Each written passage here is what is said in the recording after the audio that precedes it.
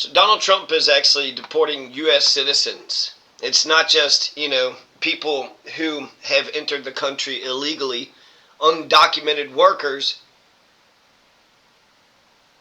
He's deporting American kids. He's deporting the kids who are born on this soil, which is what made all of us American.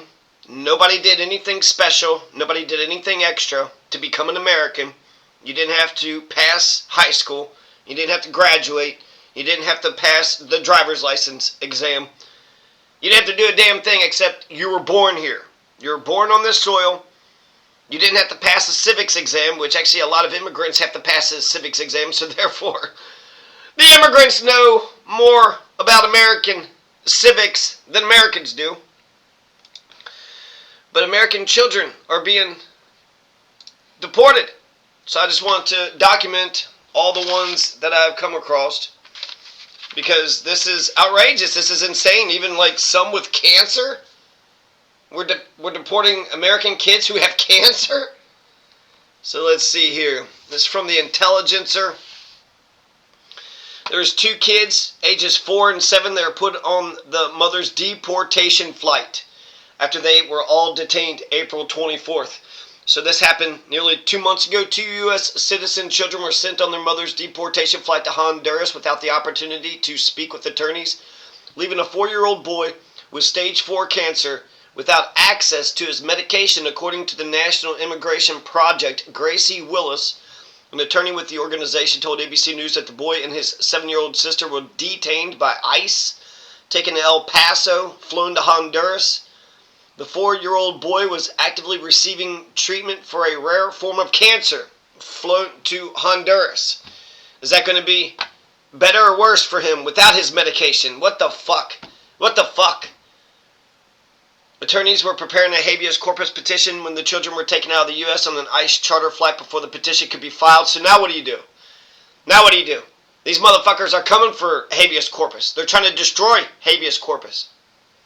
The Trump administration officials insist that it was the family's decision for the children to go with their mother and that no laws were broken. A 2-year-old girl deported along with her mother to Honduras. A toddler, a U.S. citizen, and her undocumented sister and mother were detained on April 22nd. I wish they would actually say their names, because, a 4-year-old and a 7-year-old.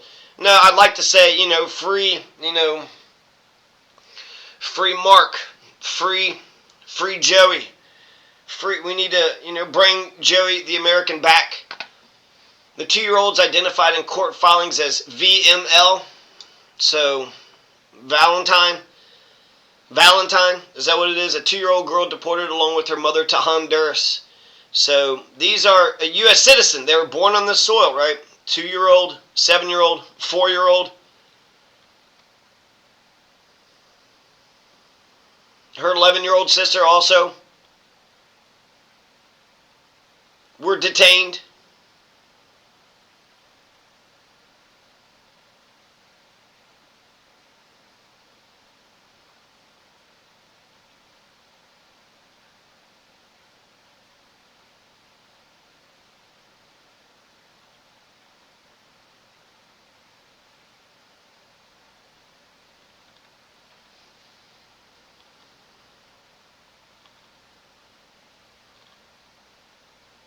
A 10-year-old cancer patient deported along with her family in southern Texas. The girl, native-born U.S. citizen who underwent surgery to remove a rare brain tumor last year. It's not a tumor. Was detained on February 3rd with her undocumented parents and her 4 siblings who are also U.S. citizens at a Border Patrol checkpoint. While the family was driving the girl to a hospital on previous trips, officers had allowed the family through. According to the family's attorneys, CBP officers confirmed the girl was being treated at the hospital, but still detained her and the others for 6 hours. The family was then transferred to a detention center. Again, we don't know who these people are. Like, how can we cheer for them? How can we, for reporters, find them, talk to them? How are we able to rectify this wrong? How are we able to provide a remedy for this injury?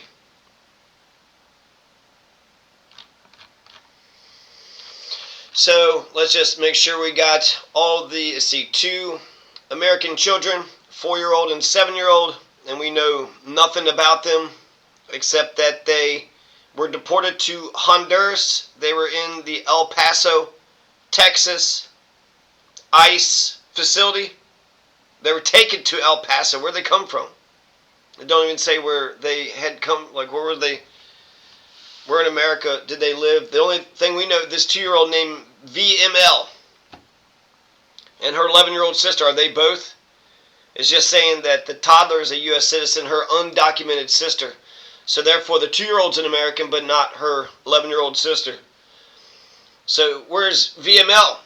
Are we going to return VML back? Because VML, that could be you, right? That could be DJT. That could be any one of us. Pete Seeger. Could be Pete Seeger, you know? Or the Birds. They're the ones that sing Turn, Turn, Turn, which was Ecclesiastes. The Birds' Turn, Turn, Turn was a rendition of Pete Seeger's song, and he took most of the lyrics from Ecclesiastes. Ecclesiastes. There, I pronounced it right. For all you sons of, all you goddamn stalkers. So, do we have any more U.S. citizens?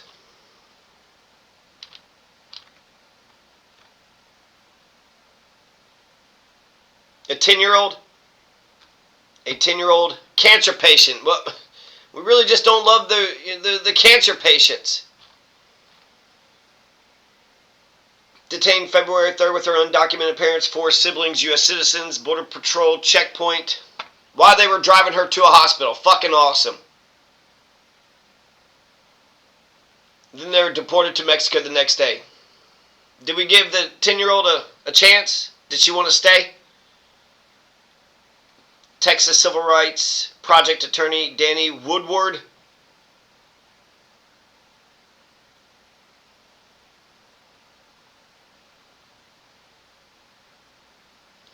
They detained the entire family and they took away the girl's medication because they took her to a hospital.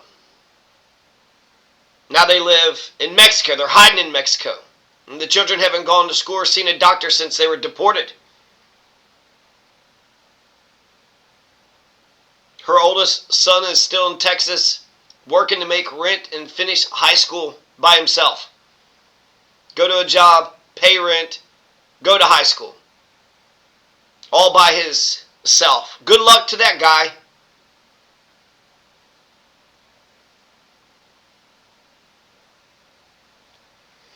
So, 10-year-old cancer patient, which we know very little about.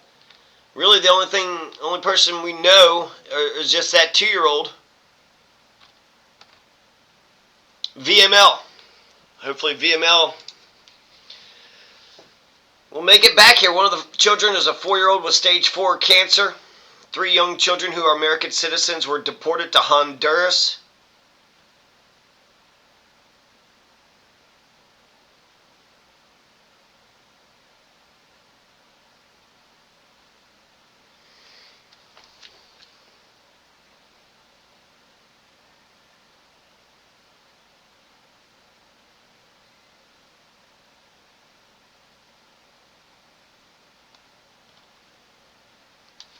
I didn't see where it says any names. So that sucks. That's all we get. Deported family of 11-year-old U.S. citizen recovering from a rare brain tumor request humanitarian parole. We're fighting for my girl's life. She's a U.S. citizen. Bring her back. She's been living in Mexico since she was deported from Texas. Alright, deported her undocumented parents. Okay, they weren't born here. They're undocumented. They entered the country illegally. Alright, deport them. But the line of demarcation is birthright citizenship. 4 of her siblings, 3 of whom are also U.S. citizens, were also sent to Mexico. Are you fucking kidding me? So, bring the 3 siblings back that are U.S. citizens. She gets to stay here. The 3 siblings that are U.S. citizens gets to stay here, but her sibling that is not a U.S. citizen and the parents, they can't stay. That's the line of demarcation. I'm tired of them taking too much. They're taking too big of a bite of the apple. You want to take away people that came in here illegally, fine. But if they had an anchor baby, they came into this country, had a child on this soil, well then that means they're as American as you and me. They're as American as you and me, baby. They said the girl's health condition has not improved. I mean, we're fighting for my girl's life. She's not going to be cured overnight. This is something that takes time. Is that her? Let her come back. Let her come back. You know, I guess the corporate media have to play, games about, oh, we got to protect their right to privacy. You're not protecting their right to privacy. You're not letting people know. I feel like if I was the parents of the child, I would tell you who they are, what their names are, give you as many pictures as possible, so that way, if you didn't care about them the way I did, at least you would not hate them. Maybe even say, okay, sure, they could stay. Like them enough so their American citizenship actually has some value. The girl's non-citizen sibling to be allowed to enter and live in the U.S. temporarily so that the Ellen girl can have full support of her family as she gets treatment to help save her life. Danny Woodward of the Texas Civil Rights Project, a legal advocacy organization representing the family. She's very scared. We want to be there for her. So that's what? I mean, there was 4 from the beginning, there was a 3, and then there's 5 here. So that's about 10, 11, maybe a dozen American kids. A dozen American kids, and then a bunch of them with cancer. So, I mean, can you get more fucked up than that? You're born in this country, so you're an American. You're going to the hospital to take care of your cancer. They deport your whole family, and they deport you too as well. So you don't get the hospital, you don't get the doctors, you don't get the treatment. And then they cut you from your medication, so you don't even get... The medication a lot of times isn't a cure, but it just helps you maintain the damn thing. 5 of their children, 15, 13, 11, 8, and 6. So we'll presume 15-year-old is too old. But the other 4 get to come back. The other 4 they're blotting out all their faces. I understand, liability, but sometimes it just goes too far. It goes too far.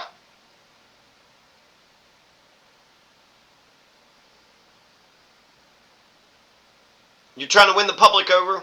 They always do that whenever, there's... I was talking to a firefighter, and I asked him, well, whose house had burnt down, and then who did you suspect of burning it down? He's like, I can't say it because of the HIPAA laws. So you're protecting the privacy of fucking arsonists? When people die, when people get attacked, they cover their faces as if and don't say their names as if you're protecting them. They're dead. They're dead. You didn't protect them. So they're not alive. They're not alive anymore. So to pretend that you care about their privacy when you didn't care enough about their damn life to prevent them from dying. Yeah, you give so much about their privacy. Get the hell out of here.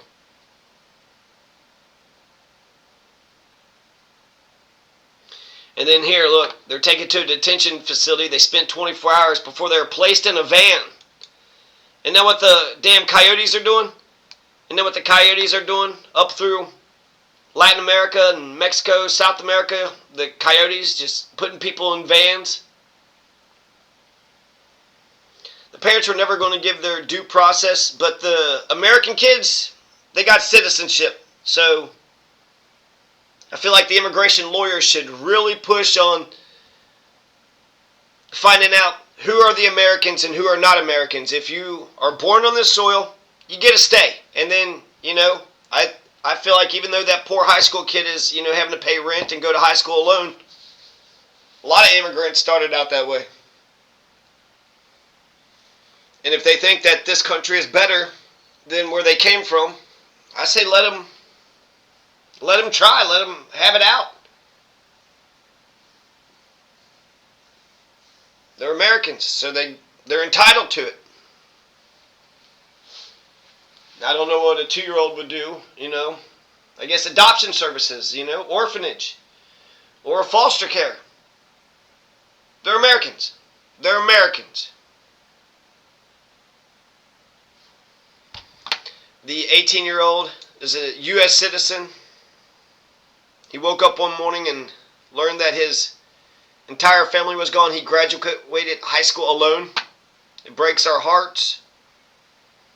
He needed our support. We talk to him every day. It's really hard to be away. Instead of going to college, our son's now working at a fast food job.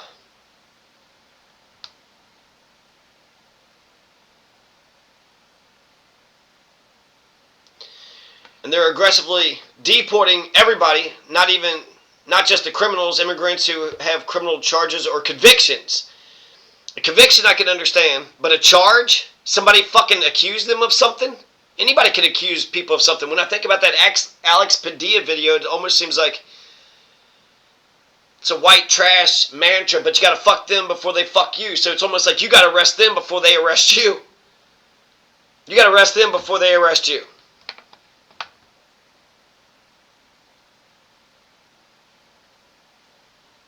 A 21-year-old daughter, a U.S. citizen undergoing treatment for bone cancer, had a mother that was taking care of her. But they said that she was released for humanitarian reasons. That's pretty good. It's a discretionary choice for them to make, he said. Our case, I think it's a very strong one for humanitarian parole.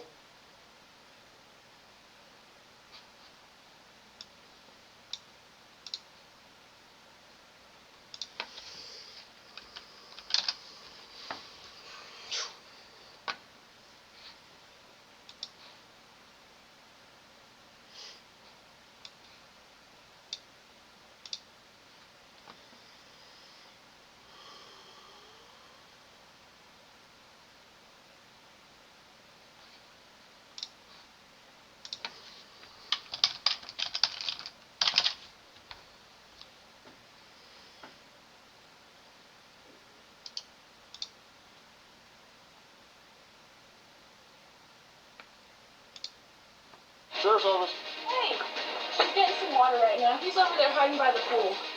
Jeremy, you wrote some. Whoa! Hi everyone, Donut here. Welcome to another episode of Don't Turn Your Back on That Trailer. Today's main video starts like a lot of these do. Cops being called out to a rural domestic violence situation. Very dangerous. They were probably hoping it was just some shirtless dude who drank a little bit too much Miller Lite and is yelling at the moon. Instead, they pull up on what turns out to be a backyard horror show involving a rifle, a swimming pool, and a local Rambo hiding in the bushes. Where's the sniper? Two deputies end up taking rounds, one ends up running blind, but the third pulls off a stealth kill behind the tree line. Not to mention we're going to go into a really weird story involving a love triangle between three dudes in England. Now let's talk about our sponsor first. Turtle Beach, what did you send me? 2 Stealth 700 headsets? Alright, listen here folks, these things are pretty cool. They sound incredible, feel great, and quite recently they have made me a vegetable only is just as good. Oh, where's the mic? Check this out. Boop! You'll get crystal clear communication with all your... This next story is so bizarre and cartoonishly horrifying. This one comes straight out of the UK, the land of illegal memes, where I just read over 1,000 people have been arrested this year so far for saying...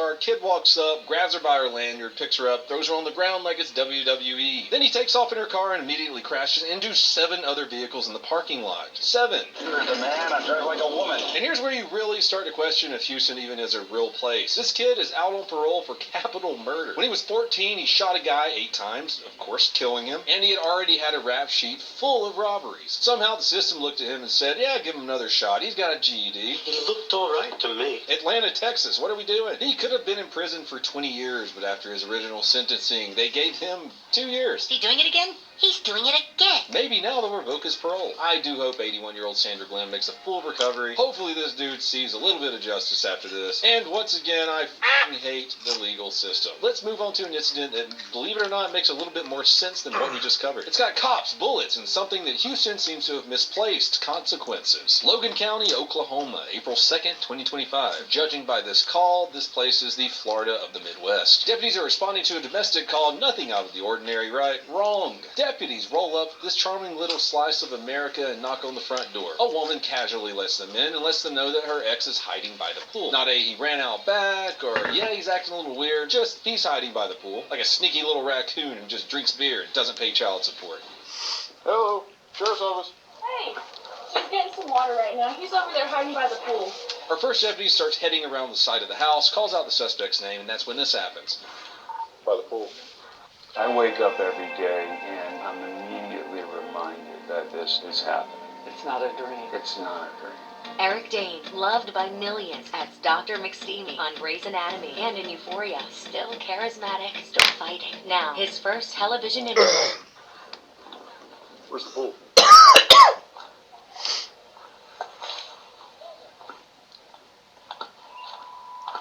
Jeremy, you run for... Whoa! Ow!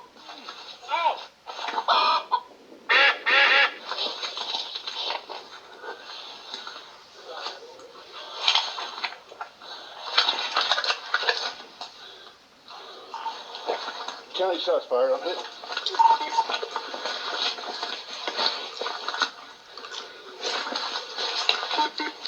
County, give me some units out here. Boom! Gets hit, ambushed mid-sentence, just casually walking around the corner. He goes down bleeding, calls for backup. Meanwhile, Deputy 2 takes a hit and scrambles for cover. These dudes are currently leaking and are trying to coordinate, figure out what the hell's going on. Jeremy, you run. Whoa! Ow!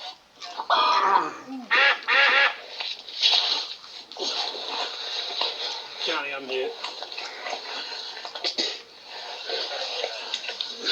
And credit where it's due, they don't panic. They're trying to put this together while finding cover. As they're getting the cover, they're communicating and looking for the shooter. Where you hit? These dudes took bullets to the face and keep on going. It's almost weird how calm they are during this. Balls of steel. How are you so calm? But now we have an even bigger problem. He's still up moving. That is really bad news for these injured officers. But we do have some good news. Let's meet Deputy number 3. Backup has arrived. He rolls up, gets behind some excellent cover, a tree, and starts scanning with his rifle. Do you have visual on him? I don't. Do you guys? No, I don't. Tom, what's your injuries? We both have facial. Okay, can you still see? No, I can't. Okay, where can we get you to cover? Are you in cover? 102, there's no cover back here. So now we got 2 deputies down, the guy's somewhere behind the pool, and the 3rd deputy trying to find again who may have just landed the shot that ended it. That's the worst part. After the shot, nobody really knows where the guy is. Cue the call for the drone. Because nothing says rural SWAT like, hey, get that DJI up in the air, we are searching for meth gremlins. They locate the dude with the drone, but he's dead. Good shot, officer. Turns out the guy took one shot from officer number 3, who was posted up behind the tree. Suspect then got off one last shot before collapsing. Turns out these officers have been to this property multiple times for domestic disturbance. From the radio traffic, it sounds like they even know who the suspect is. As soon as I showed up, Tom and Nero were walking up to the house. I pulled up back here where my unit is. He stood up, started firing at them. I just grabbed my rifle and Saying 62 city. I'll be in the got area. sturdy on that fence and shot 62 him. west. So, George, come over. We know this guy, though. He had a rep, he had warrants, this was a bad dude on a predictable trajectory. Even while bleeding out, everyone did their job, didn't get injured any further, and went home that day. Suspect is definitely dead. All in all, in this situation, both deputies survived their wounds, and one turd was flushed. That's all I got for you fine people today. If you want... Yeah.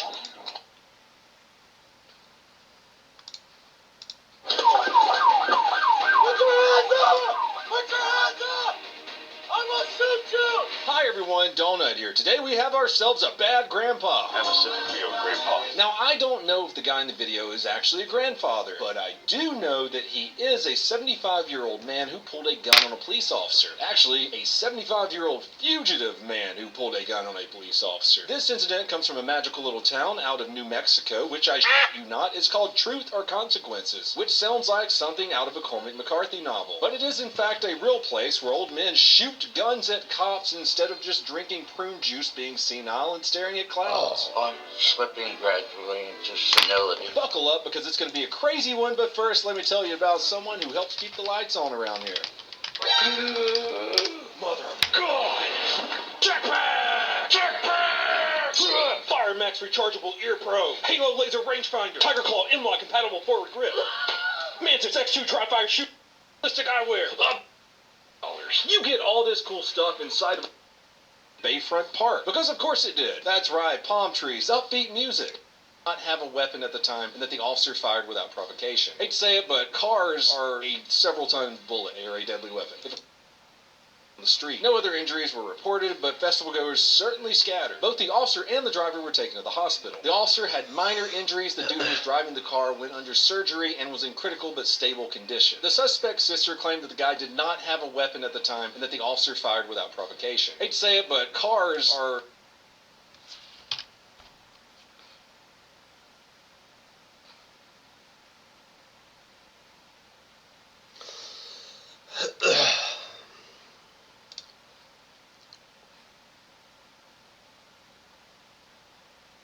This has been recording the whole time.